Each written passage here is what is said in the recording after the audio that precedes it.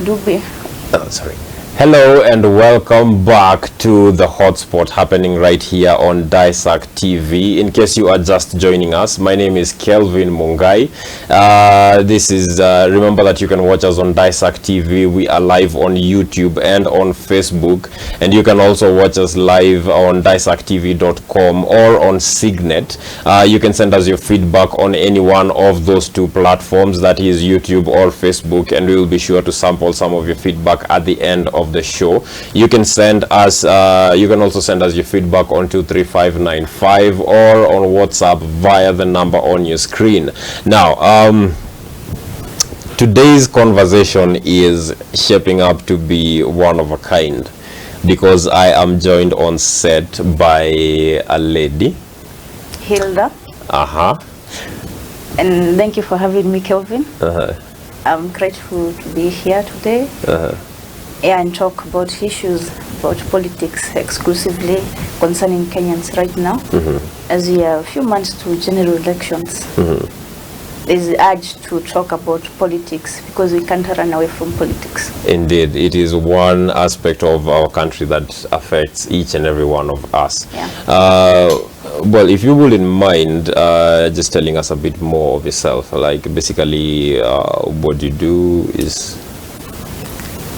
I'm a student at Muranga University for the year.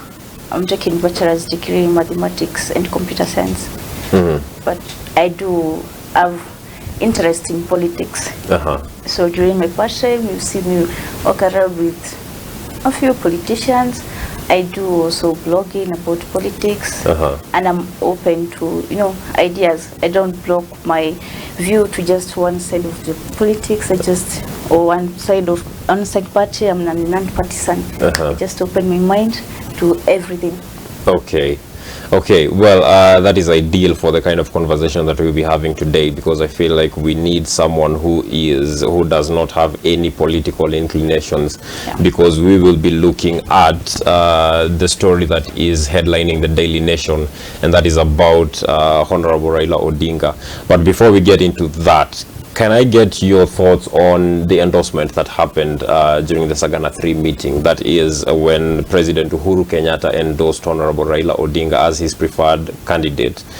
And then there is what happened yesterday, and that is basically the Deputy President downplayed that endorsement, claiming that it was inconsequential. So will it have an impact on the Deputy President's popularity within the Mount Kenya region? I would say it's not inconsequential. It's very important actually for the president to endorse someone that he feels he can take over from where he will live in August this year to the next terms and the rest of the years. So him endorsing Raila is actually a very good thing, and Uhuru Kenyatta hails from the mountain, so he has the right to lead his people to where he feels is the right way. This is where to go. If not endorsing, maybe his deputy president. We don't know what happened between 2017 and now. I was hoping during the Sagana 3 actually you mentioned what happened, what really happened, which he never mentioned.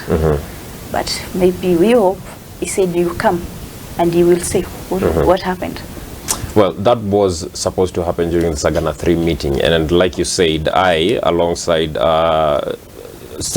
many other Kenyans out there who are watching us, I am sure, were left wondering what really led to the death of the bromance between the Deputy President and the President, the likes of which we saw resulted in what people were calling at the time the uniforms.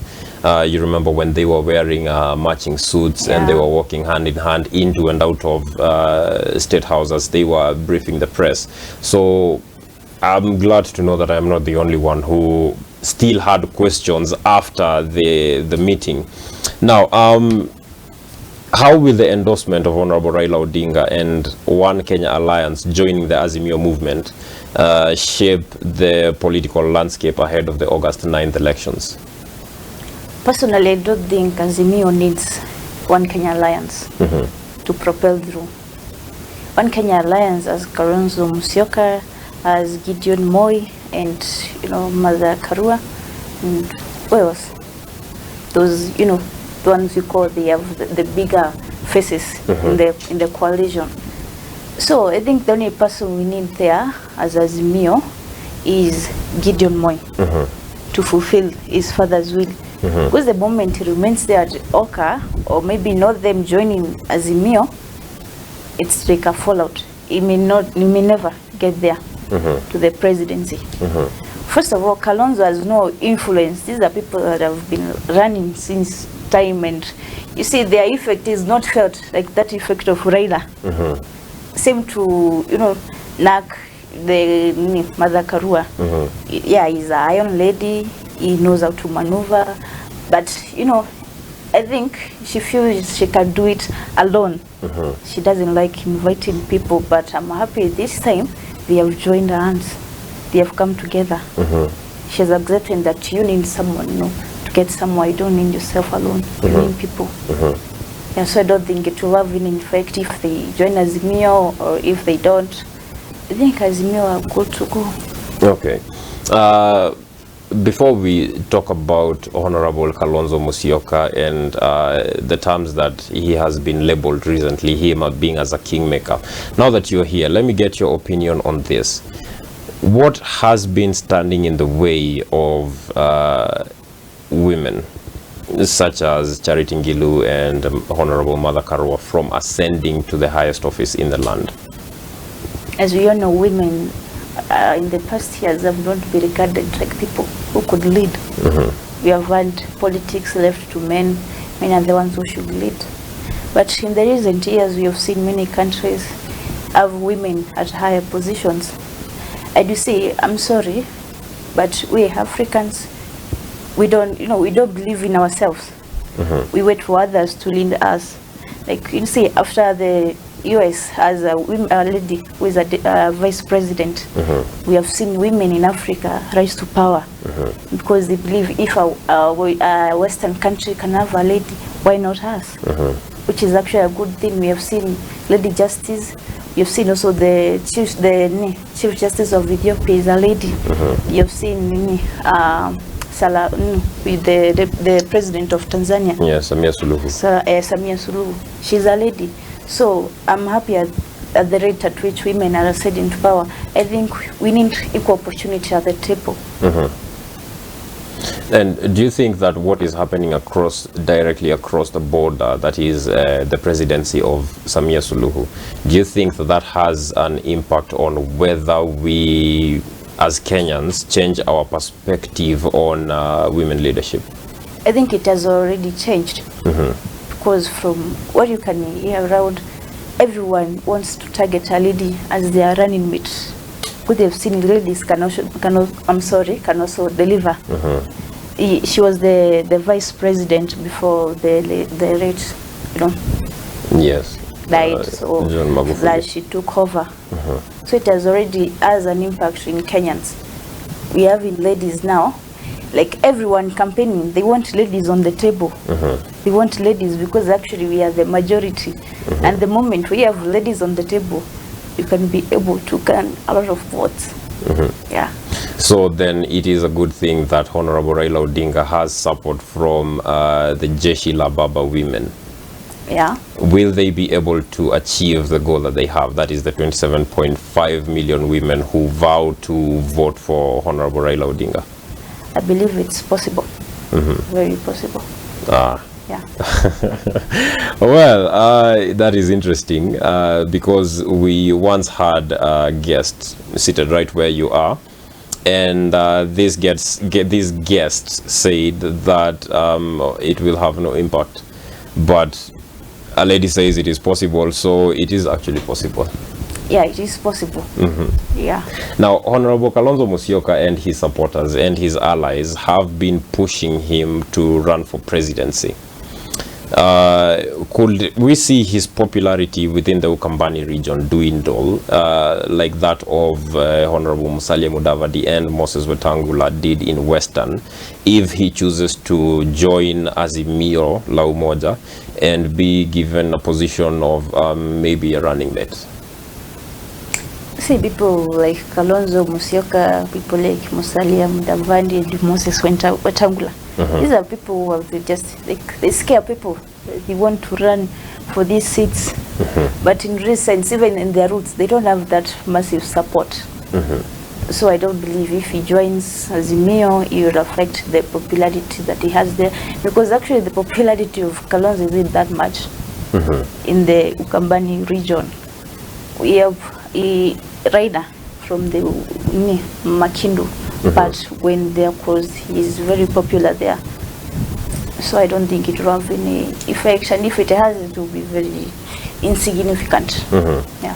But there are some reports that claim that Honorable Kalonzo Musyoka has about 2.1 million people who are from the Ukambani region who are allied to him, like they would vote for him.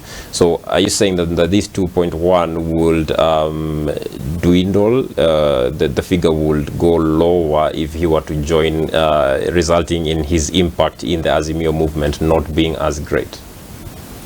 No, we have people who say they'll vote for you, and we have actually those people who vote for you. You know, the crowd, you come, you give us whatever you have, your manifesto, you clap, you say we're going to vote for you, and the person comes, we do the same thing, but the end game is that day, the election day, that's what determines. And in most cases you see people are just, clapping for you, give us what we have, but we're going to vote. So I think even if today he decides to join Azimio, but the thing is, they want very much, deep down, I know they want very much to join Azimio, but there's that pride, that pride, they think they can do it on their own, and they don't want to be allied with Raila again, because he pinpointed sometimes back that Azimio is not an option, and you can't support Raila Odinga anymore.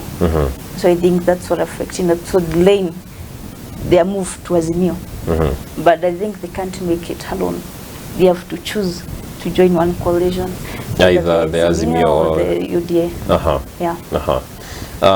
And what will happen if they instead chose to join Kenya Kwanza?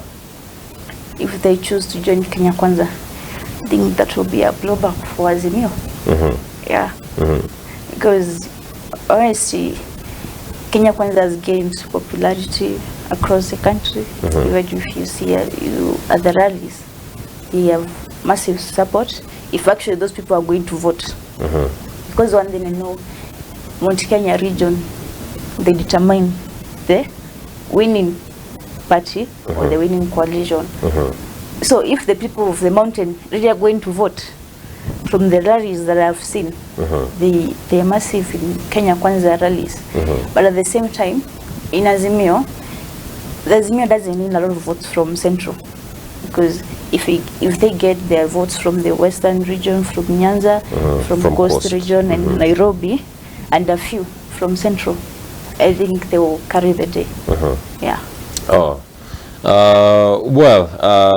Hilda and I need a drink of water, but we will be right back after this short break.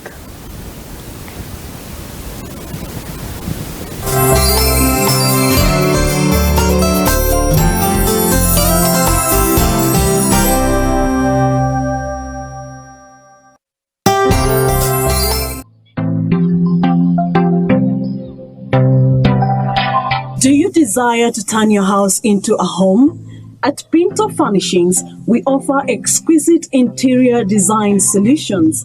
Contact us for curtains, shears and curtain rods, wall stickers, wallpapers and wall hangings, beddings, mats, lights, live and artificial decorative plants, and many more. We also offer interior design classes at affordable prices. For more information, call 0710-606312, 0710-606312. Choose elegance, choose Pinto. Je, ungependa kuwa shupavu katika operesheni za mashine kubwa ama heavy machineries? Njoo Kilimambogo Highways Building and Technology, shule iliyotambulika viwandani, humu nchini na nje ya Kenya. Njoo usome courses kama plant operator and driving, instructors training, stone cutting, borehole drilling training na nyinginezo. Tuma application kupitia simu, online ama ututembelee Thika Garissa Road, Bogoga Stage. Kilimambogo Highways Building and Technology. Tinga is the thing. You are watching DAESAKTV, the cradle of goodness. Biggest, baddest, newest show gracing your screens. I'm Justin, but you can call me Justo. My name is DJ Case Kenya. I am Miss Nara, and this is the D Corner. Every Monday to Friday from 5 to 7 p.m. Get ready to experience a new kind of programming. We bring you an action-packed, rib-cracking show. We keep you up to date with all your local and international celebrities on Catch Up. Sit back and relax as DJ Case Kenya plays all your favorite hits from across the globe. We care about your well-being, so we'll discuss all matters lifestyle, from nutrition to health and fitness, from business to education. There is something for everyone. Get to know more about your favorite celebrities as we talk to them one-on-one. Join us on Real Talk, where we tackle real issues facing the youth with lots of laughs along the way. Only on DAESAKTV, the cradle of goodness. You've got to love it.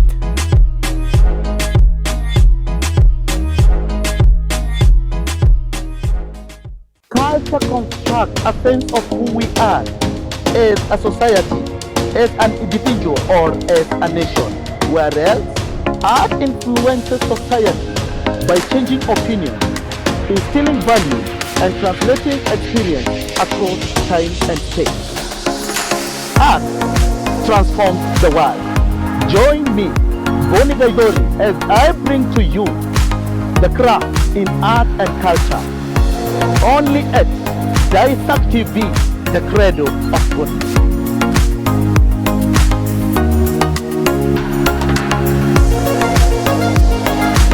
We value your feedback and welcome any comment, query, or complaint regarding our programs. Get in touch with us on 0724 121 812 or email complaints@daesaktv.com.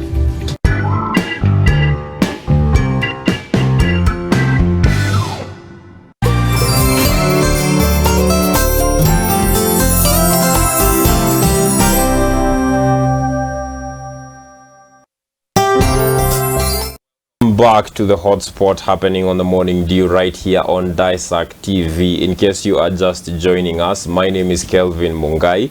There you can watch us live on YouTube. We are live on Facebook. You can leave us your feedback on any one of those two platforms, or you can send us your SMS on 23595, or leave us a WhatsApp message on the number running on your screen. Now today I am joined by Hilda.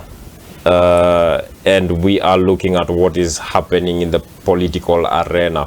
Now, before we went on break, we were talking about the One Kenya Alliance and the Sagana 3 meeting, and whether the endorsement that of Honorable Raila Odinga by President Uhuru Kenyatta had an impact.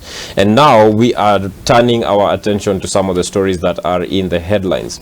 Now, there is the NDC and the NGC for ODM party that are set to be done today and on Saturday. The NGC happening today and the NDC happening on Saturday. And there are so many major, let's call them major political figures that have joined Azimio la Umoja, and they are supporting Raila Odinga in his bid for State House. So will the NDCs, well, will he be able to balance between satisfying all the interests of these people that have come to support him, and will he be able to keep the Azimio la Umoja movement intact, or will it fall apart? think it's a tough task to, accommodate everyone. You have so many people, supporting the Azimio la Umoja. We have the ODM and other parties, UDP or something like that. And there are other parties actually to join before before we held the elections. So I think it's a tough task ahead. But maybe they will try their best to have accommodated each and everyone in the best way possible. So the Azimio la Umoja movement could survive?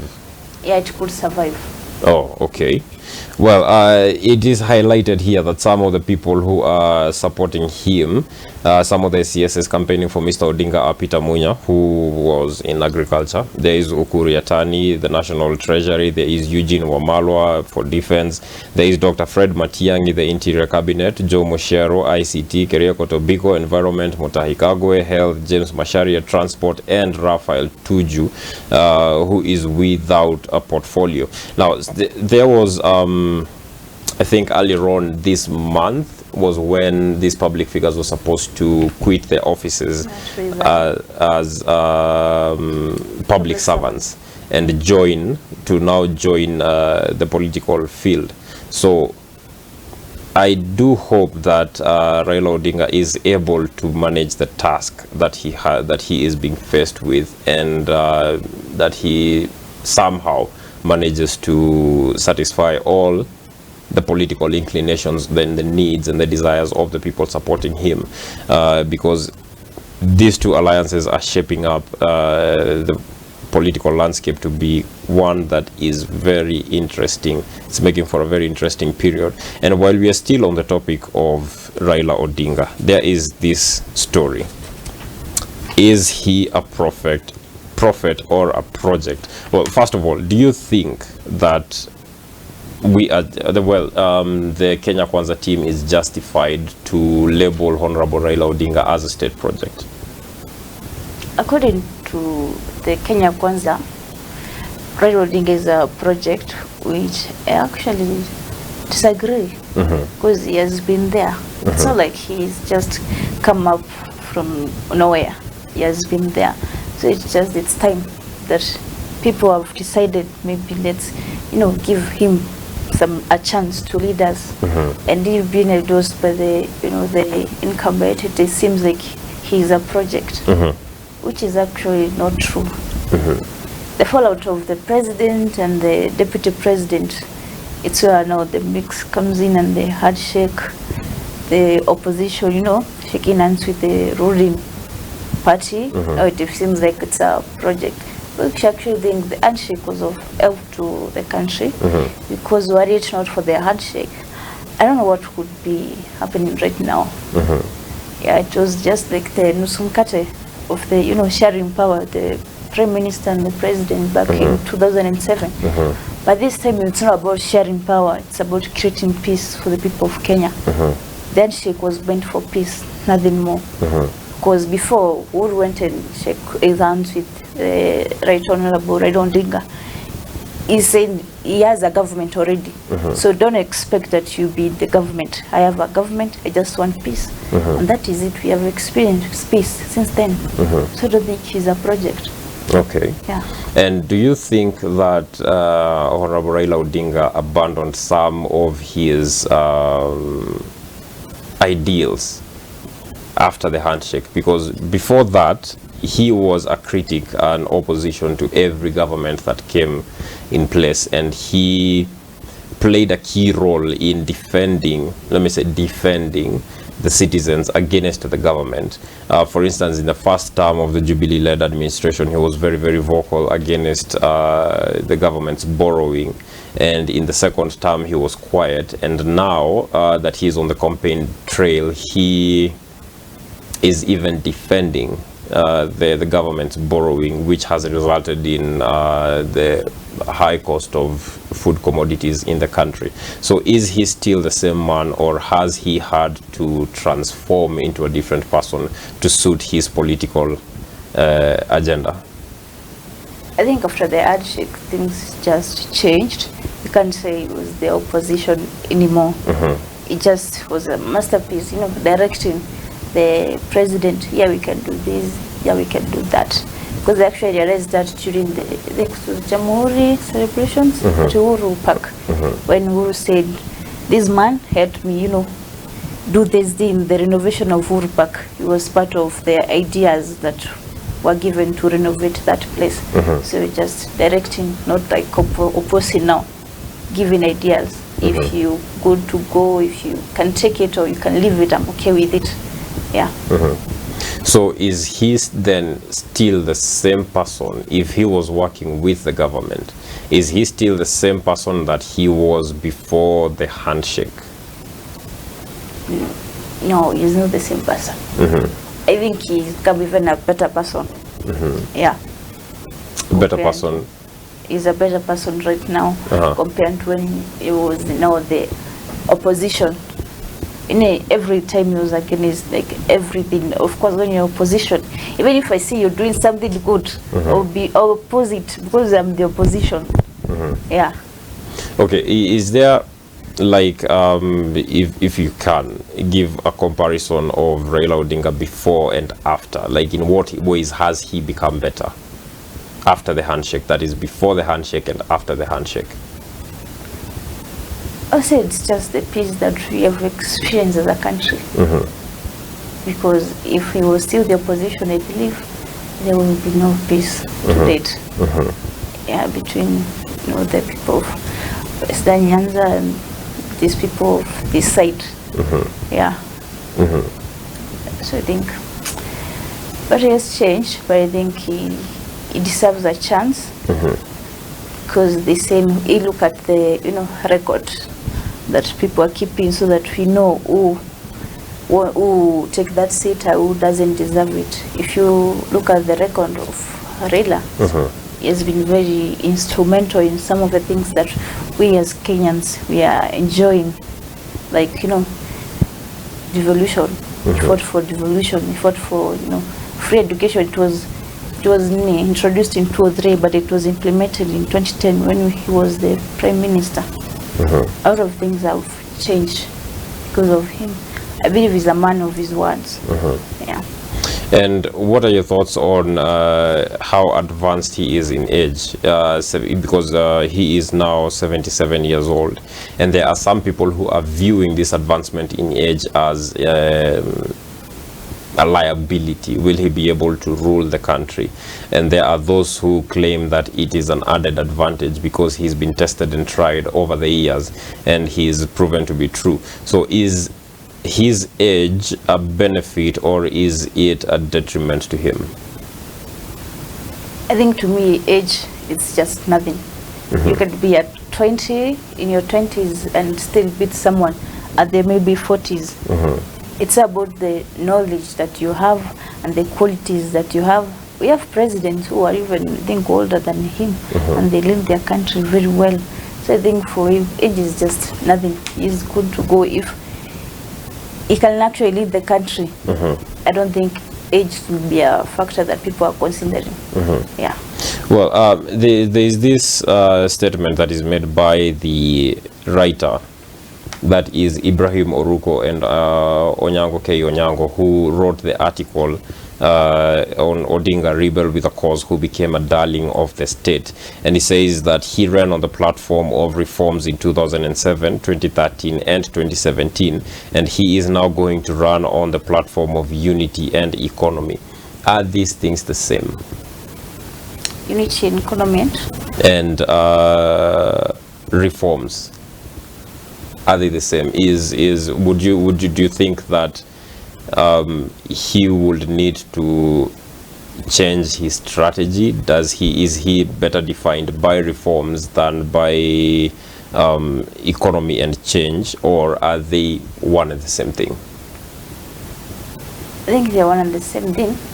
But now we're bringing the factor of unity, which is actually the key factor, even in those reforms in the economy. If you don't have peace, you need political stability in a country for it to even run the economic sector smoothly. Because if there's no peace, trust me, even if I open my business right there, I will be every time worried something might happen. Maybe people come and burn down the businesses because there's no peace. So we can't have a country running smoothly. We can't have a country improving the economy. If there is no peace, I think peace first, then the rest will follow. The rest will follow. Yeah. And he is a champion of peace. Would you describe him as a champion of peace? If he managed to, put aside his interest for the goodness and well-being of all Kenyans in 2018, it's like, today, let me step down and just create peace and have peace in the country. I think he's a masterpiece of peace. Yeah, but he is the same person who was leading the demonstrations that threatened the peace at the time. I would say he was the one leading the demonstrations. I wouldn't say that. Who then was leading the demonstrations? Even if I send you somewhere and do work for me, get your hands dirty. I'm not the one who did that work. You're the one who did it. So I don't think there's somewhere you went personally to do those demonstrations. Yeah. But he was one of the people who was in Kibera riling the youth, and he was also in his car in the very front of the people who were marching behind him on the way to State House. I mean, he did take the oath as the people's president at the time, and that I feel, or rather I think, could have played a very, very major role in polarizing the country back then. But you know what? Sometimes you have to fight for what is yours. If today we hold some, election, maybe there's a position, maybe we are running the two of us, then I feel the crowd voted for me. But when the results were announced, you're the one who was the winner. I would need for you to know that you won, but it was not the right way. Because if I went silent, you wouldn't realize that you did something wrong. Yeah. So I think I was fighting for what belongs to him. And he felt that, which I actually feel it's okay. Yeah. Well, with the way the elections are shaping up, because the Kenya Kwanza team and the Azimio la Umoja team are seeing massive support across the country, do you think that this time round, if Honorable Raila Odinga is announced to have lost the elections, do you think there will be peace, or will there be more demonstrations like we saw in 2017? In fact, I think this time it will be the other way around. Yeah, I think it will be the other way around. If the Azimio loses, I think since they stood for peace, they'll be peaceful. But if the other side of Kenya Kwanza loses, I feel there will be some, shaking of the crowd. I feel so. Yeah. And looking at both teams again, it will be the first time, I think since 2002, if I'm not wrong, that there is an opposition being led by someone other than Honorable Raila Odinga. How will that shape the country? Having someone else leading the opposition. I think opposition is good for a country, because without opposition, you won't even realize there's something going wrong in the country. Oppositions are meant to be there for us to realize something is wrong. But if there is no opposition, we feel like everything is okay, but behind the scenes, things are really wrong. They're going very wrong. Like we are seeing now. Yeah. With the debt crisis, and part of this is being blamed on there being no opposition in the second term of the Jubilee-led government. But you say, Kelvin, I think about the borrowing, something that is so, I don't think it's an issue, because if you see the borrowing, again, is what it's been done. Some are going hard and hard. It's not like we are borrowing and doing nothing. You can see there has been a lot of projects going around between 2018 and today. But also we have very corrupt leaders, by the way. We borrow, the money. Due to devolution, we have money getting to the last person. It's not like we are all depending on the national government. We have county governments. We have the MCAs who are meant to reach that person who mashinani nafaa afikiwe. But that money, as it just sense, people are corrupt. They pocket it. So by the time it gets the last person, maybe they're getting very little, maybe shillings. Yeah. So I think the first thing that should be considered is corruption. If we have very faithful leaders and they want to do their job that they have been given, because we give them jobs, because we vote them, we give them jobs. If they are faithful and do their jobs without corruption, I think Kenya could be one of the leading countries in Africa in terms of maybe GDP growth. Yeah. And the 2 terms that President Uhuru Kenyatta has been in power, he has been criticized as being incapable of fighting against corruption. And it has been especially rife during the 2nd term. And some of this, much of it has been actually seen to be very, very blatant during the COVID period. So do you think that Honorable Raila Odinga will be able to manage his government in such a way that he fights corruption, that is, should he win the August 9th elections?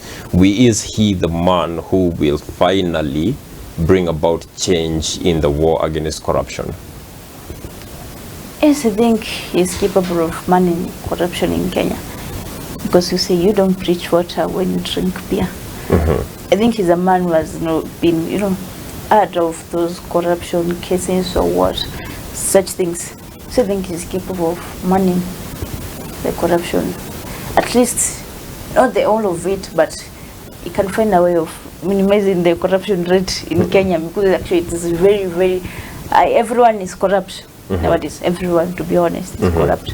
Because even myself today, if I walk maybe to general, they're level 5, I'm in a hurry, maybe I have money. I won't queue. I'll just see a doctor and say, I'll give you something, just, nione. What if the other person who doesn't have that amount of money, she or he will queue there the whole day? So we're in a period where everyone thinks they need to give out something in order to get something in a faster way. Yeah. I appreciate your honesty, Hilda, because there is not a lot of people who will be open about, participating in corruption at a personal level. Whenever corruption is mentioned, it is always, the spotlight is always shown on the police and the leaders, but it's very few of us who take a look at ourselves. And I think that is something that we should all embrace. We should, emulate you and admit that corruption is at the grassroots level, and that it is with all of us. Still looking at Honorable Raila Odinga, he has gone through quite a lot for the country. I mean, there is a statement here that says, if I can find it, right, here it is. Mr. Odinga is the longest serving political detainee alive, jailed cumulatively for 9 years, including once for an alleged attempt to topple President Daniel Moi's government. He has also battled President Moi Kibaki and Uhuru Kenyatta. So basically, Raila Odinga has been at loggerheads with all the presidents of the country except one, and that is the first president, Jomo Kenyatta. Now, looking at this, do you think then that his time in the opposition of all these governments sets him up to be one of the best leaders that the country has seen so far? I think he can make a very good leader. Having been, engaged with the previous presidents from Moi, Kibaki, and Uhuru. And in fact, when he said Kenya has money and he knows where that money is, he's not lying. He has been there. He has seen things. So when he says something, he really knows what he's saying. He's not a dwarf in politics. He has been there from a very long time. I think he's suited and very best fit for the presidency right now. Yeah. All right. Now, to change gears and shift from Honorable Raila Odinga to his competitor, the Deputy President William Ruto. Now that he seems to be disadvantaged within the Mount Kenya region, and at one point him and his allies labeled the Deputy President as the Mount Kenya kingpin. So what changes should he make to ensure that he still remains a favorite of the Mount Kenya region? I don't think he has lost the popularity yet. He has been in the mountain for the 5 years now, since the 2017 he has been in the mountain, throughout actually. But Raila has just come for the past few months. You see he's gaining popularity. But if he keeps us the pace, I think he'll still remain the... No, he can't be the kingpin actually. He can't be the kingpin of Mount Kenya. Yeah, he's not from here. We have our people who are our kingpin. Yeah.